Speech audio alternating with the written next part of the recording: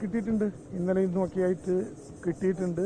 അതെല്ലാം DNA test നടത്തിയാൽ മാത്രമേ പ്രോട്ടോകോൾ അനുസരിച്ചിട്ടുള്ള നടപടിക്രമങ്ങളിലേക്ക്. ഇന്ന് എത്ര ഭാഗങ്ങളാണ് കിട്ടിയിട്ടുള്ളത്? ഒരു വെളിപ്പെടുത്തൽ നമുക്ക് കൃത്യമായിട്ടൊരു കണക്കിലൂടെ പറയാം. അങ്ങനെ ഒരു പ്രത്യേകിച്ച് നമുക്ക് ഇങ്ങനെ കിട്ടുന്നത് ഒരു ഓട്ടോപ്സി നടത്തിയിട്ടുള്ളതായിരിക്കും നമുക്ക് പറയാൻ പറ്റുന്ന നമ്പർ. ഓട്ടോപ്സി നടത്തിയ 11 മൃതശരീര ഭാഗങ്ങൾ ഇപ്പോൾ മെഡിക്കൽ കോളേജിലുണ്ട്. 15 മൃതശരീര ഭാഗങ്ങൾ കൂടി ഓട്ടോപ്സി ടെസ്റ്റിന് വിധേയമാകുന്നുണ്ട്. ആ സ്റ്റാറ്റസാണ് ഇപ്പോൾ പറയാനുള്ളത്. ബാക്കിയുള്ളത് നമുക്ക് ഈ പരിശോധന കഴിഞ്ഞിട്ടാകാം. ബന്ധപ്പെട്ടവരുമായിട്ട് കൂടി ആലോചിച്ചതിന് ശേഷം അക്കാര്യങ്ങൾ, ഇത്തരൊരു ദുരന്തത്തിന്റെ മുഖത്താണല്ലോ നമ്മൾ നിൽക്കുന്നത്. അല്ല, അത് നമുക്കങ്ങനെ കൃത്യമായിട്ട് പറയാൻ പറ്റുന്നില്ല.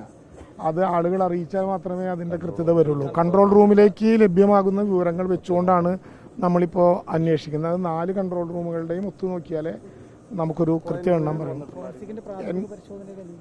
ഇല്ല, അങ്ങനെ പറയാറായിട്ടില്ല. അങ്ങനെ ഒരു സൂചന പറയാറായിട്ടില്ല. അങ്ങനെ ഒരു ഘട്ടമായിട്ടില്ല. പരിശോധന നടന്നുകൊണ്ടിരിക്കില്ല. ഈ ഘട്ടത്തിൽ നമ്മളത്തരം കാര്യങ്ങളൊന്നും പറയാറായിട്ടില്ലല്ലോ. നടക്കട്ടെ, പൂർത്തിയാവട്ടെ. ചൂടാണോ അതോ മറ്റെന്തെങ്കിലും ഇടപെടലാണോ? അതൊന്നും അത്തരം നിഗമനങ്ങളിലേക്കൊന്നും ഇപ്പോൾ എത്തിച്ചേരാൻ പറ്റില്ല. അന്വേഷണം നടന്ന ശേഷം പറയേണ്ട കാര്യങ്ങളുണ്ട്.